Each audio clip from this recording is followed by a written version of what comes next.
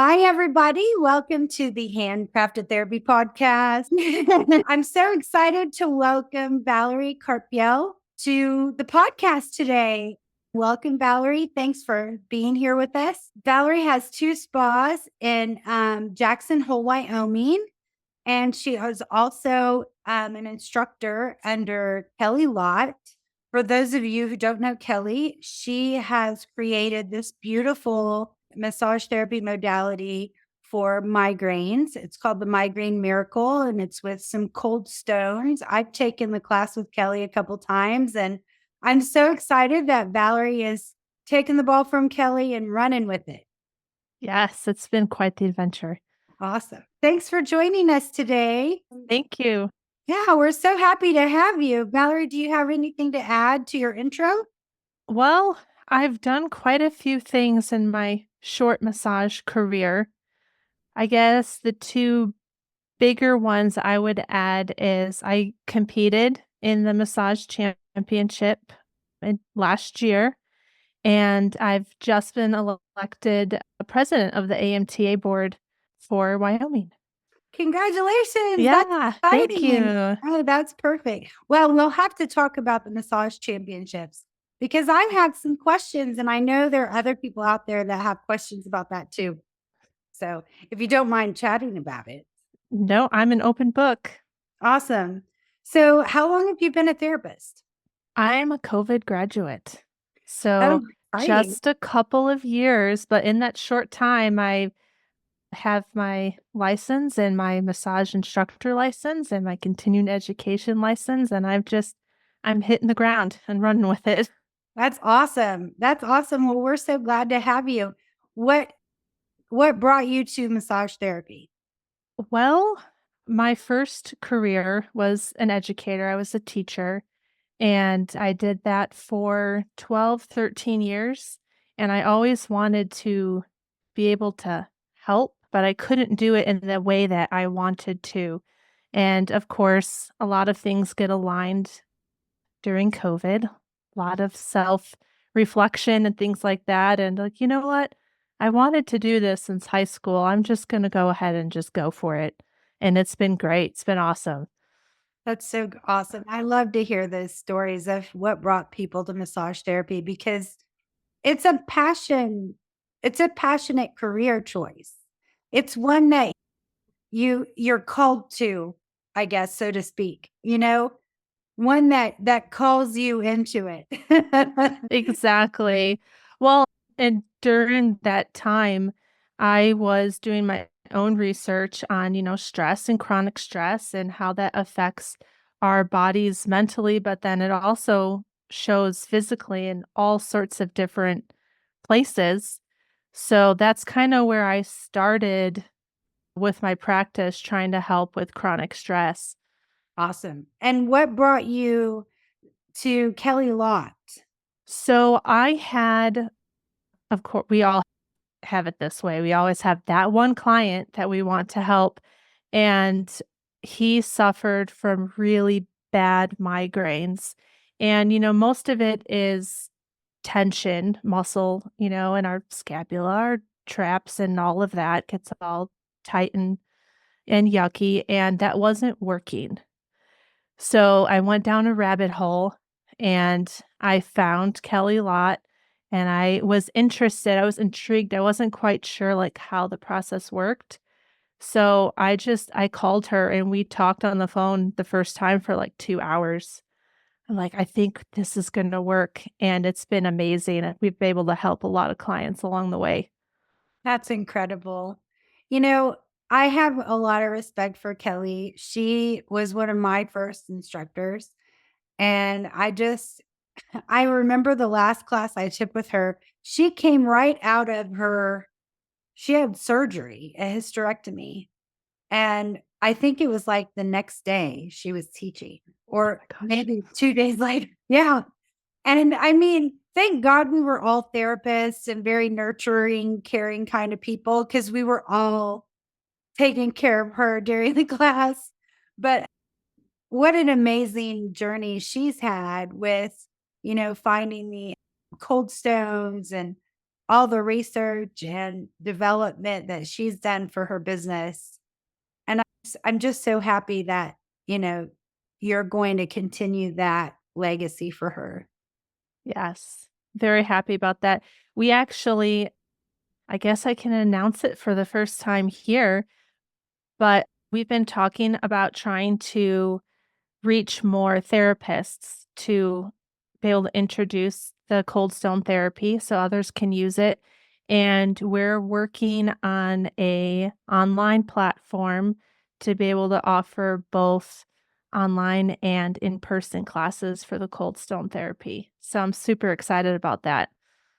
That's incredible. I love it. I'm so excited for you. Yeah, thank Yeah. you. Yeah. So you came out of the gate with a COVID massage license. And then what happened? I bounced around with different franchises and independent spas. One thing the president of the school that I went to, she's like, "Get your feet wet in as many places as possible, because then you can figure out what you want to do with the career," which was great advice. And after a year and a half of just testing out different places, I started my own practice in Mansfield, and my specialty was for chronic stress. I did a lot of somatic relaxation, calm type massages. Nice. Nice. I love it. Yeah. It's something we all need a little bit of. Yes. Some Yes. calming presence. You have a very calming presence about you. Oh, thank you. Yeah, you're welcome. That's a really good quality to have in a massage therapist. I would agree. Yes.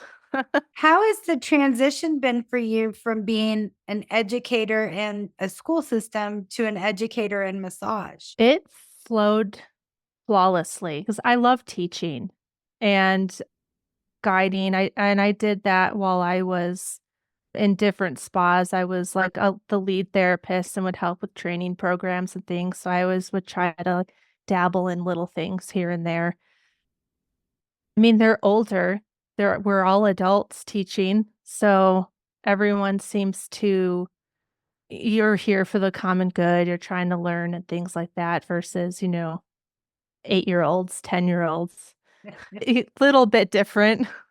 Yeah. Do you like teaching adults more than teaching children, or it's just different? It's just different. I mean, I will still there'll be families that come into the office that are tourists that are coming in, and I'll usually just hang out with the kids and talk if I'm not in session, and then, you just change gears to your audience. Yeah. So you kind of bounced around between different places to work in Mansfield. How did you get from Texas to Wyoming and as an independent business owner? Tell us about that. So, a couple months into starting my practice in Mansfield, I needed some help with marketing and trying to, get more people in the door, things like that. And I've had a connection with Emerald Bodywork. So Amy and Christina were my mentors and they kind of helped me be able to bring I know, I love them. They're great. To be able to bring them into to help me. And I started listening to every single marketing podcast that I could find. And they're not on the air anymore. They've stopped recording, but Massage Business Blueprint, I Mhm. listen to a lot, and they just posted a thing say, "Hey, guess what? My friend is selling their massage business in Jackson Hole." I'm like, "Oh my gosh, we vacation there. We want to live there." So we reached out. It was still open, and we were at that crossroads where we were, "Should we start over?" type of a deal, and we said, "Well, if it works, if it doesn't," and it worked, and we moved our entire family to Wyoming. Wow, that's incredible. Yeah, How long ago was that? 2022. Yes, Okay. So Christmas. Christmas. Wow. We moved up Christmas Day. Yeah. We Wow, finally got to Wyoming. that's incredible. So, what's the process of buying a business? Is it hard? It's not hard, but it's long. It took a really long time. We closed in December and we started the process, I think, in May or June. So it took a good long time. Most of it was just lawyers going back and forth, just trying to agree. And then we had a situation where the building that we would be renting in, he's a old school guy and he didn't want banks and extra things involved. He didn't want to do extra paperwork. So that was a step back. So it's just a lot of back and forth. It's just patience and time. Yeah. Yeah. I agree with that. I mean, I know with my business, it's taken a lot more money and a lot more time than I expected. It's always that way. Yeah. Is this the first business you've ever purchased? Yes. Very good. Well, Yes. congratulations on 2 years. Thank you. Yes. Has it been successful for you?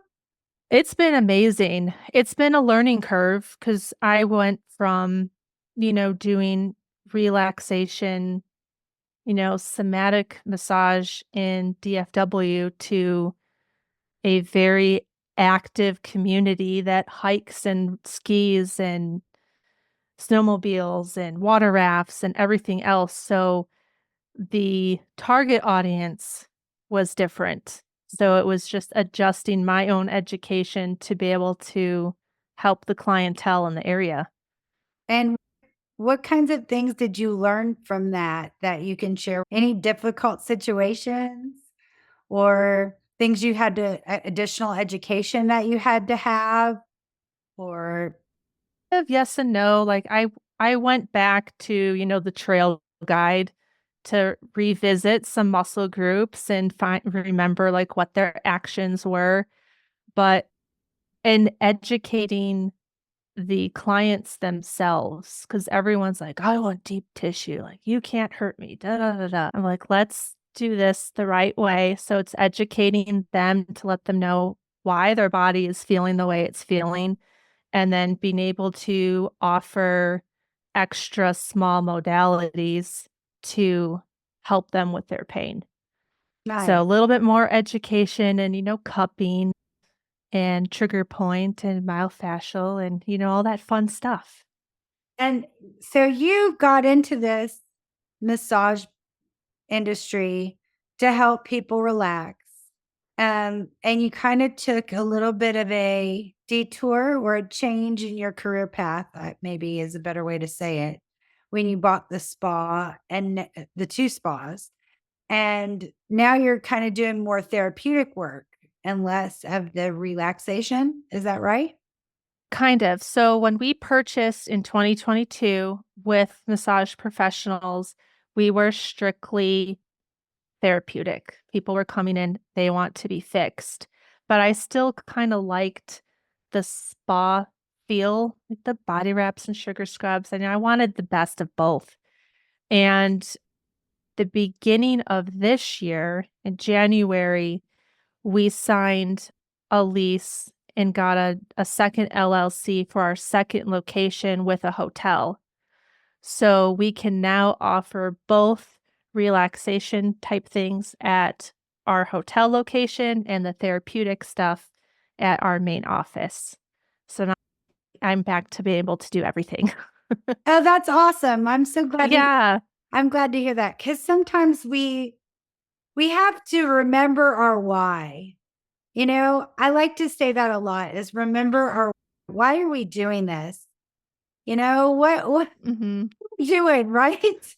What's the point of what we're doing? And if your mission is to help people relax and you're feeling like you're not really getting to achieve your goals in what you're doing, it becomes a little maybe not dysfunctional, just a little awkward. Your passion is not as honed in as it should be if you're focused on your why, right? Does that make sense? Mhm. That makes perfect sense. Did you And feel I'll that too? I do, and because there's certain clients that come in and all I want to do is be able to, like, you really need to relax, and being able to offer that and then still be able to help the other clients that need to be helped. It fills you up your heart. Yeah, Yeah. that's really good. So you mentioned that you wanted to get into massage therapy when you were in high school. Is that right? Yeah. Yes. So what triggered you to want to do massage therapy when you were in high school? Which is funny because I haven't even gotten a massage until I was, like, in my mid-20s, but in high school, I thought it would be a fun career. I'd be able to be in the health and wellness fields, and unfortunately, my support system was not very positive, and I had a lotta, "It's not a real career, you can't make any money," all the can'ts, all the don'ts, and, in high school, you're still very impressionable, so I listened to them and I went to a different career, and it was fine. I made out what I needed to do with that career, but it all came rushing back. Like, I'm just gonna put all of the thoughts aside, and I'm just gonna do what I know that I need to do. So, it's been amazing. That's awesome. That's really awesome. Yeah. Do you have a an issue that you or a problem that you've had to solve in your business that's been really challenging that maybe you've learned something from that you can share with our readers? I guess so our the therapists that I have, they're all independent contractors. So, the way you manage contractors are very different than managing employees. So, one of the biggest struggles that I had is trying to instill the basic rules of you have to be on time, like, you have to be there before your therapist gets there. Because the way our office is set up is we don't have a front desk. I'm not there 24/7, so the therapists come in, they open up the room, they do their thing, they take the payment, and they work their shift. So if anything were to happen and I'm not there, then I hear about it through a text or a phone call. So we had a couple incidences where therapists wouldn't show up and their clients were wondering like where they were. So just navigating that was a challenge. We got through it. But yeah, I have an amazing team. I've got a really good, hardworking team. So I don't really have a lot of those nitty-gritty type issues, like those pet peeve ones. I leave them alone. I don't micromanage, and they just get the job done. It's great. I'm so glad to hear that your team is awesome because I think that's a really hard thing to achieve. And, the struggles of employers, especially massage employers, people who employ massage therapists have a lot of struggles with that. But it sounds like you've kind of figured out how to navigate through those issues and you've got a team that works. Now, how did you navigate through it? Did you create a protocol? Do you have an employee handbook? Like, what did you do? Or did you just fire them and get new people? Well, we had to do that one time, which it is always really hard to be on the boss end and having to be a boss. But I'm able to still be their boss, but still ask for help at the same time. And some of our therapists that are, 15 plus years as a therapist are still comfortable asking me, who I think I'm still new in the field, questions too. So we have a really good boundary. I do group texts every month, letting everybody know what's happening, very transparent. I don't hide anything. And I have a set of like guidelines because I think employee handbook kind of oversteps a little bit because there's certain things I can't really enforce that I can highly encourage to do.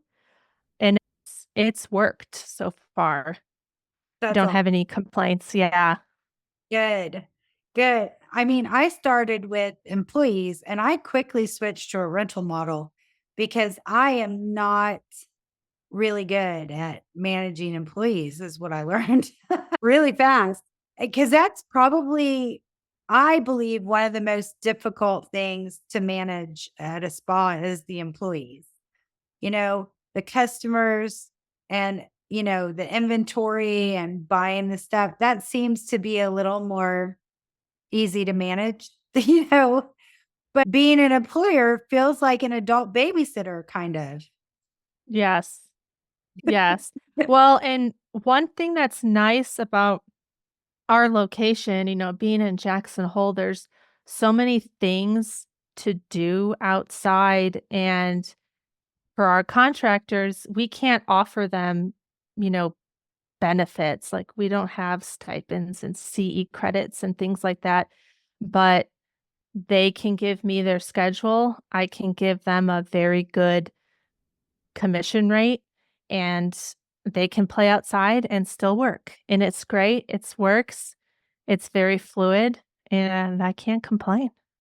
I love that Ah, so much. I'm just thinking of the people that are listening to my podcast and the struggles that we all have out here, and we're not in Jackson Hole. I think it does make a difference, the location. I don't know if our listeners know where Mansfield, Texas is, but it is like, for lack of a better term, I'm sorry to say this, Mansfield, but it's like a pea hole in the snow. I mean, it's a small town in Texas. I think it's south of Fort Worth, right? yes, kind of. Kind of, yeah. So it's not a Jackson Hole, Wyoming vacation location kind of a place. So I can imagine, and you bought a business, an established business Yes. that already had customers. So, you really hadn't had that problem of having to do a lot of marketing, right? Well, I did for my practice because I still had mine for almost a full year before we purchased Massage Professionals. So, and I have a couple mentees out in DFW that I've been helping them with their marketing.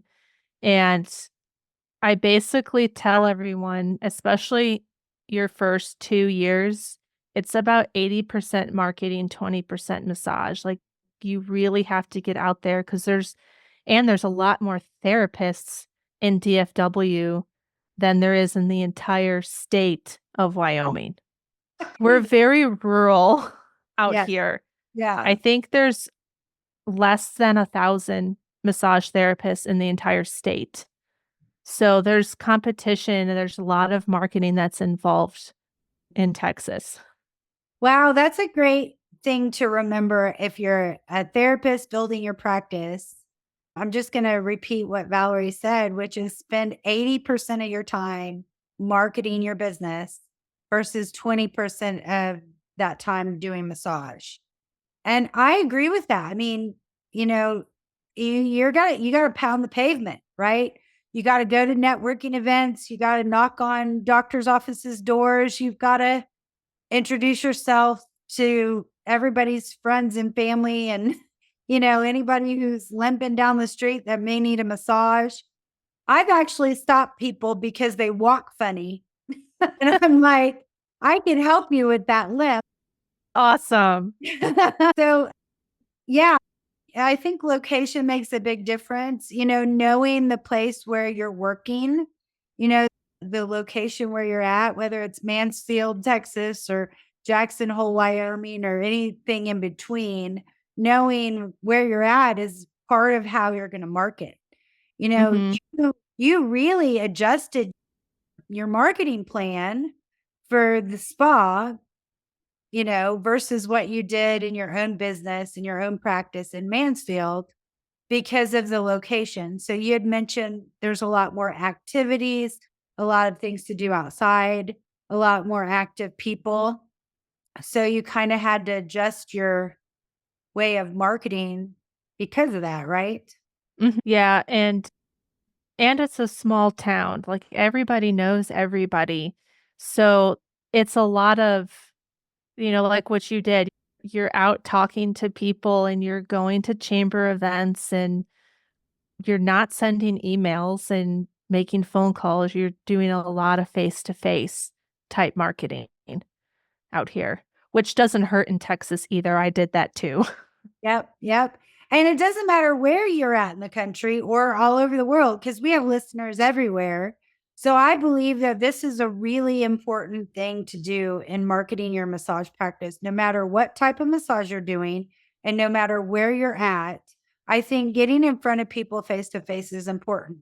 And the reason I believe that this is true, and I'd love to hear your reason, is that massage is a very personal thing.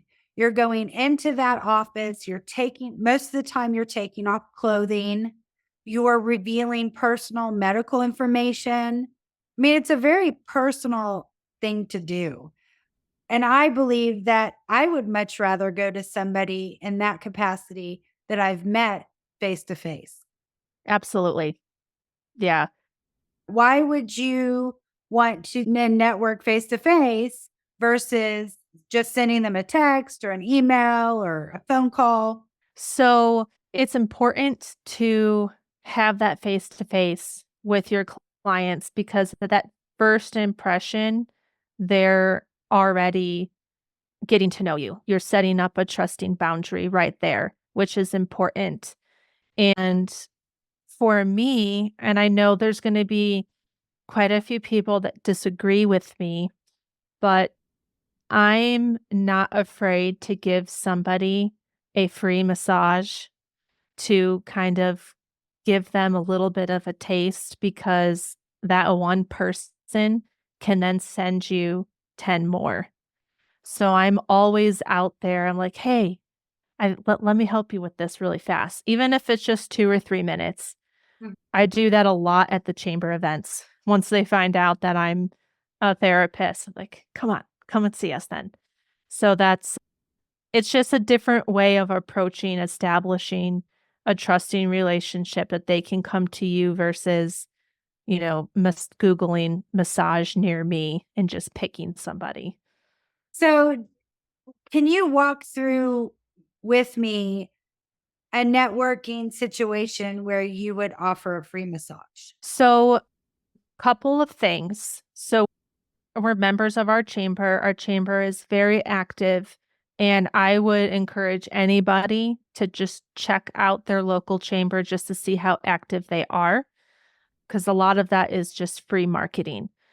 For those chamber events that they do, every once in a while, we'll throw in, a raffle for like a free 30-minute. They'll come in, get their massage. And we actually had one person get her free 30 minutes and she sent me 6 people just from that 30-minute massage. There's other little events that we would just go to and I would bring my chair or something and be like, "Oh, come just get 5 minutes." And then you're passing out cards. They're saying, "Hey, you come over here." And it's just a good way to market your place. I worked for Massage Envy for a little while, and one of the therapists there had his own business and he was strictly mobile. And he told me the best way for you to build your business is every once in a while give away a free massage because that one person will then bring you more people. And it's completely true. I've had a lot of success with that. That's amazing. I mean, you're right. There's a lot of people out there that would argue about giving out free massages. Um, and I've been one of those people that have said that before, but I've also been the person that has given away a massage at a chamber event. And I like this story and I haven't told it on this podcast. So I'm really excited to share this story.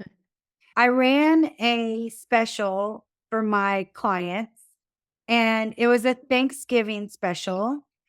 It was kind of like a contest. So I just asked people to submit a story about someone that they know that deserves a free massage. That was all the criteria was. There was no specifics. It was just, tell me who you think deserves a free massage. And I probably got 5 or 6 submissions, but one person in particular was the creme de la creme of this story. And my client asked, and she was totally fine with me sharing everything about her. My client told me that this friend of hers had just lost her leg and that she was one of the most joyful and beautiful people on the planet and that she deserved this massage. And after I heard her story, I agreed.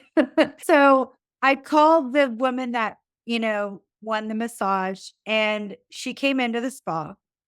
And it was so cute because I had never worked on anybody that had lost a limb before. And I was a little uncomfortable. I didn't know how to make her feel more comfortable in the space, what I needed to do to help. And immediately this woman was like, don't worry, I'll talk you through everything. I know how to do this.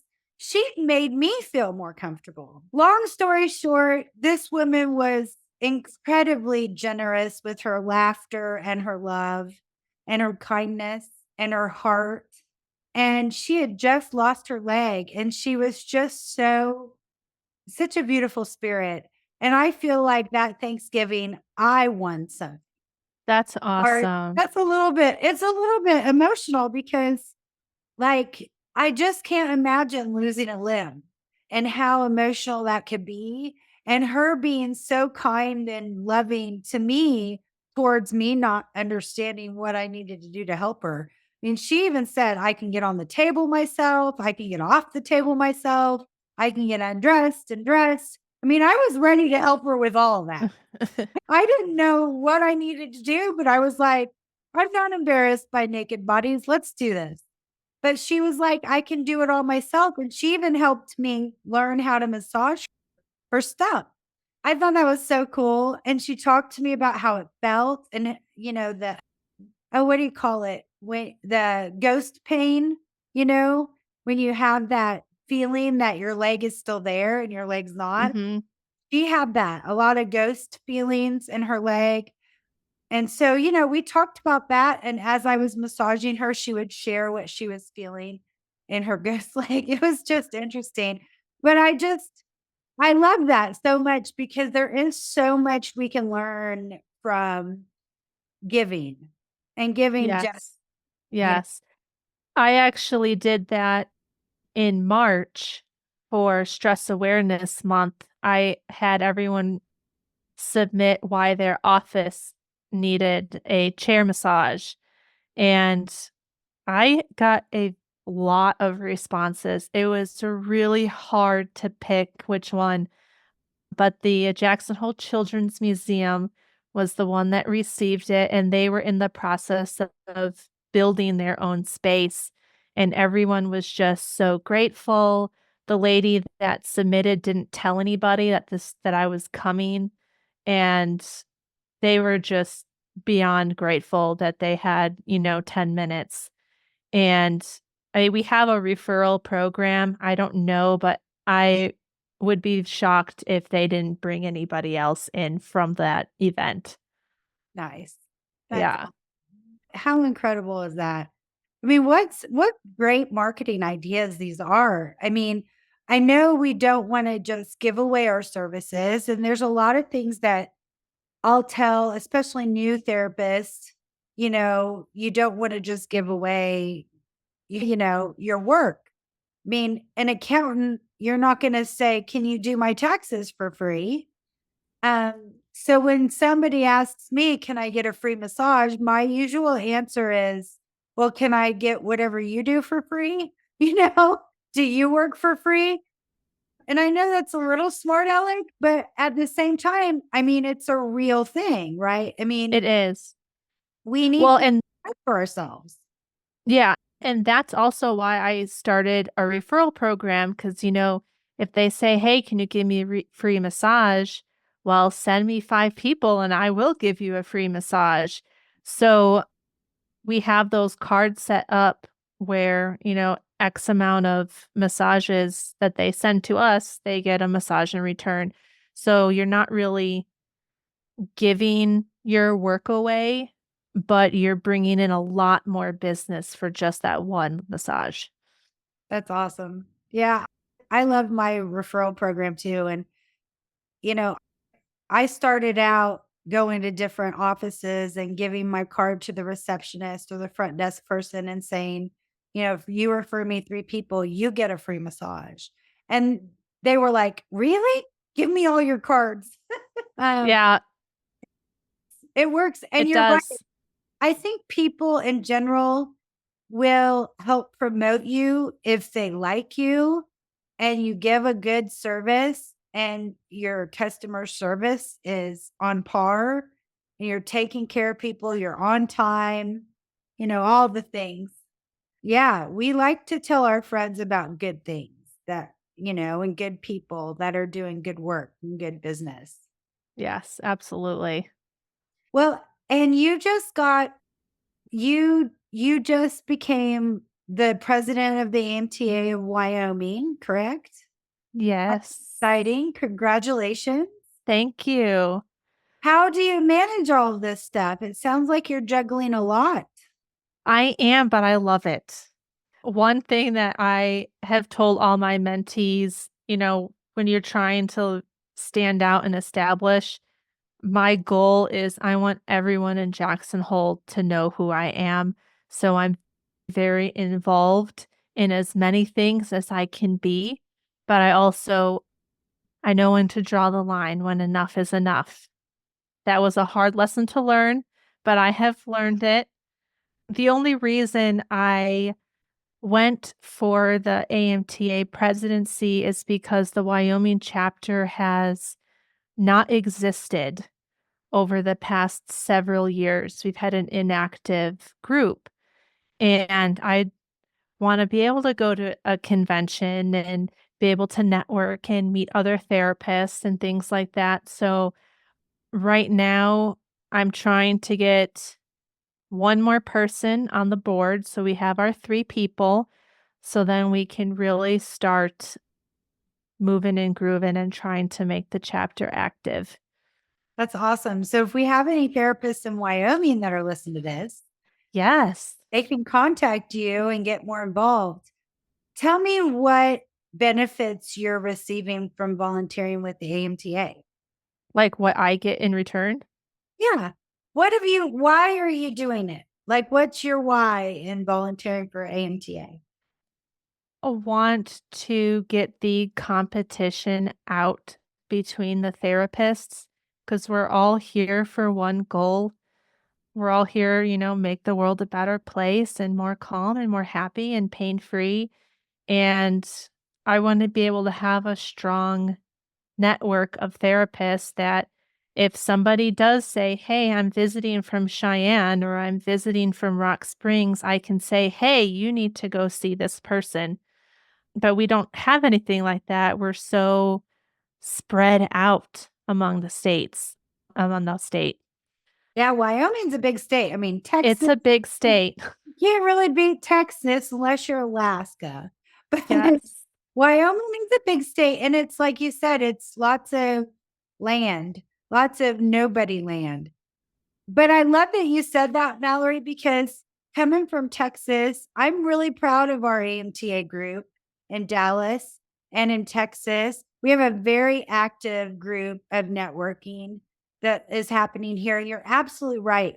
Emerald Bodywork, Amy and Christina have really helped me create a wonderful community of therapists in the Dallas area at my store and training center, and then with the AMTA Dallas group. Um, and the community of helping each other out is just incredible. It feels so good. There's not that competition. And you're right. We all need each other and we can all help each other because, everybody needs a massage. I mean, there's very Yeah. few people on the planet that don't need it. We're all needed in this world. And healers or facilitated healers like us really need support amongst their community to help foster, healing, to be frank. I mean, take on some of that. I mean, we try not to as we are therapists, right? We take on some of the burdens of our clients. That's human nature. Yeah, I was really blessed to be a guest speaker at your meeting last year and just being able to sit and listen to questions and the support that everybody had for each other was just amazing. You have a really strong group. Yeah, we love it. I mean, I hope that you can build Wyoming up to be just as strong and just as community oriented as what we have in Dallas. So I wish you the best of luck with that. Thank It's you. I know it's hard, but I think, the more you reach out to people and the more we talk about it, the better it'll be, right? Exactly. I want to shift gears a little bit and talk about the massage competition if you're okay with it. Okay. Yeah. So, there's a little bit of controversy around massage competitions. Yes. Um, so I've read a little bit about them online, and I've heard a couple of the judges that judged this year's competition talking about the different criteria in which the competition happens. I mean, in my opinion, it's difficult for me to embrace this as a as something that's supposed to be competitive. I mean, to me, it doesn't feel like we were just talking about how we're supposed to support each other and we're not competitors. So, in my heart of hearts, it feels wrong. Please tell me I'm wrong. Well, it's kind of both. I didn't know about the massage championship. I didn't know there were levels in state and international and all that. I found them on Facebook while I was in school, and I would just watch them to see if I could just pick up a move here or there. But like you, I was really on the fence. I don't wanna be competing because Massage by Valerie it's my massage. But I went into the competition with an open mind because I kinda just wanted to see exactly what it was like just to say I did it, and mainly because in school, you're giving and receiving pretty much every day. You're having an instructor watch you every day, giving you, improvement and things to change, and once we graduate and we start our own thing, we're in a dark room and nobody's watching us anymore. And I wanted to see if any bad habits formed. Like, is my body mechanics off? Could I be doing something a different way? Which turned out was true. There was a learning curve. I picked up a lot of things, but at the same time, the part I didn't like was, "Oh, you weren't smiling when you were giving your massage," or, "You looked so serious when you were doing this." I'm like, "I'm focused." So, it's not for everybody, but I would say to at least, if you're interested, just to go in it with an open mind, just to kinda have it for self-improvement. I That makes sense. Yeah, that makes a lot. Okay. I mean, I went to the World Massage Festival this year, and I've been for the past 2 or 3 years, and that's where they have the American finals, or Mhm. I guess the United States finals. Um, and I've just been really like cautious about it. And one of the things that they talked about was how there's a lot of new modalities that are discovered in the championships and the competitions. And they show them live, I guess, online, you know, Mhm. record them live online, and people all over the world watch the competitions. And that was kind of intriguing to me that people make up their own modalities and go into these competitions and show the judges what they can do with these new ideas. And people all over the world are watching. And I think that's pretty rad. Yeah. Yeah. Well, maybe in a future episode, I can interview one of the judges or somebody from the World Massage Festival, or, maybe get more information on this competition. But thank you for your input. And I'm No glad worries. you do that. Yeah. It was different and I'm happy I did it. Now, did you compete at the state level?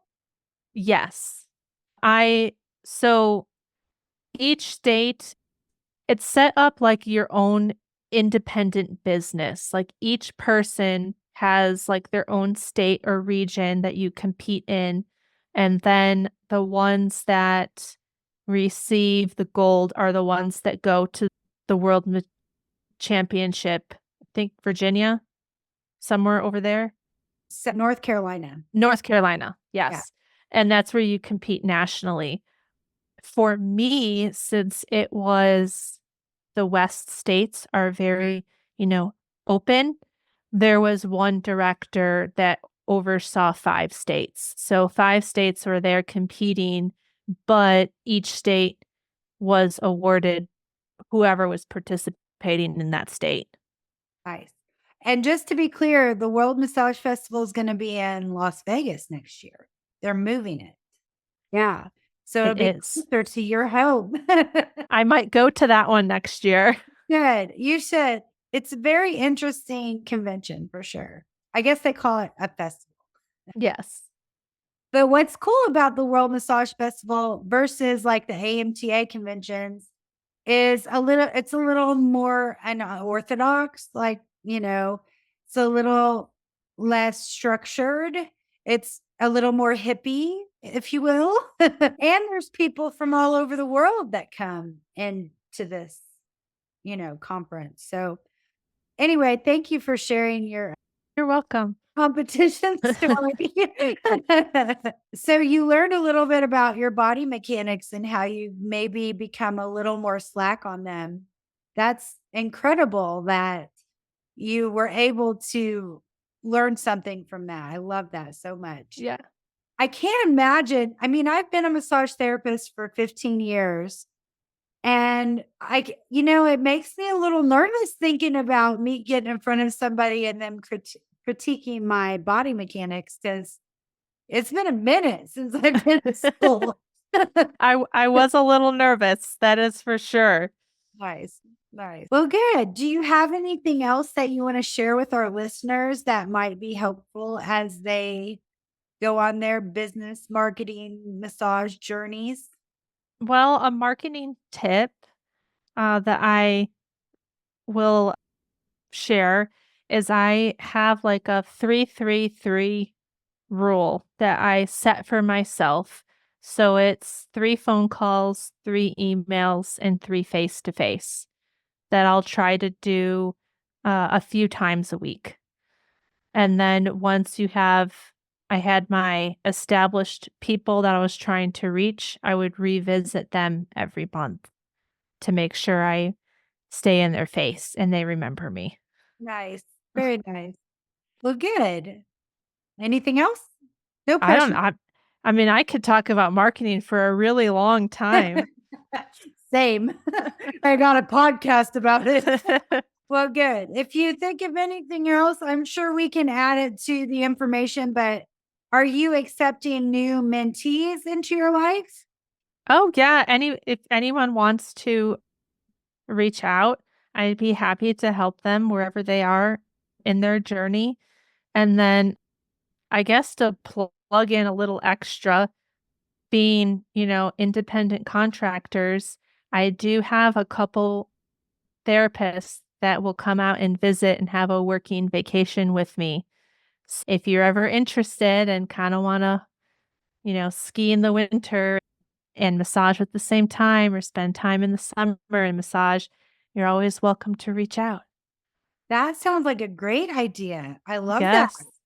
I'm a skier and I'm thinking that needs to be on my to-do list. Yeah, come on down. That's amazing. Thank you so much for your You're time. welcome. I'm so happy that we got to chat. Thank you for sharing your information about all the things about your business, and just your tips and tricks are so valuable. I hope our listeners really gain some good knowledge from this podcast today. Thank you for having me. It's been fun. Thank you so much for joining me on the Handcrafted Therapy Podcast. I would love to hear from you. You can email us at podcast@handcraftedtherapy.com, or you can come by the store. It's at 3303 North Central Expressway, suite number 240 in Plano, Texas, 75023. Or you can connect with me on social, Instagram, Facebook, #Handcrafted Therapy. I'm Julie Alexander, and I wish you a very happy and healthy day.